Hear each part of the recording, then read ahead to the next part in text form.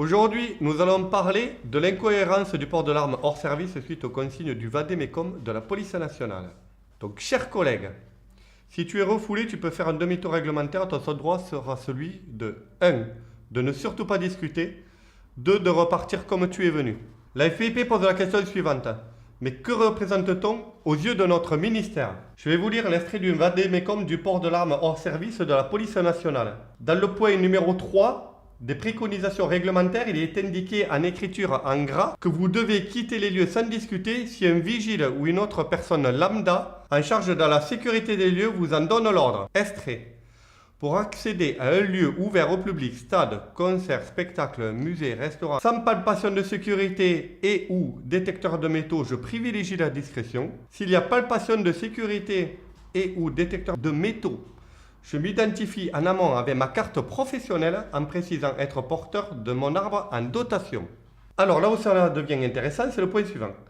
Si l'accès ou le maintien dans les lieux m'est refusé en raison de mon port d'arme, je me conforme sans discuter à la décision et quitter les lieux, quelle que soit la qualité des personnes en charge de la sécurité des lieux, qu'ils soient fonctionnaires, agents de sécurité ou propriétaires. Autrement dit, si tu es un professionnel et que tu as le sens du devoir en ayant toujours ton arme avec toi, si tu te fais refouler accompagné de ta famille à l'entrée d'un stade ou comme moins que rien, surtout tu ne discutes pas, tu as deux solutions qui se présentent à toi. Soit tu attends sagement dehors que sonne la fin du match en laissant ta famille entrer, soit tu rentres gentiment au bercail avec ta petite famille. Dernièrement, un gendarme en civil du GIGN se serait vu interdire l'entrée au Stade de France parce qu'il était armé. Je pense que tous les attentats commis sur le territoire national n'ont visiblement pas servi de leçon. Les policiers sont plus que jamais pris en otage par l'incohérence des directives hiérarchiques et la réalité du terrain. Ces situations ubuesques mettent la vie de nos policiers français en danger, mais clairement aussi, surtout, la vie de nos concitoyens.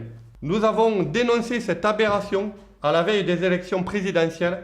La Fédération professionnelle indépendante de la police est encore une fois bien seule pour dénoncer l'inacceptable en plus haut lieu. Collègues, les consignes sont claires, c'est à toi de juger. Toujours est-il que pour nous, le temps du courage et des valeurs doit remplacer l'immobilisme qui règne au sein de notre corporation. Les Français ont droit à une véritable sécurité. L'illusion sécuritaire ne nous protégera pas. Je finirai mon discours par une citation de Victor Hugo. C'est une chose étrange à quel point la sécurité de la conscience donne la sécurité du reste.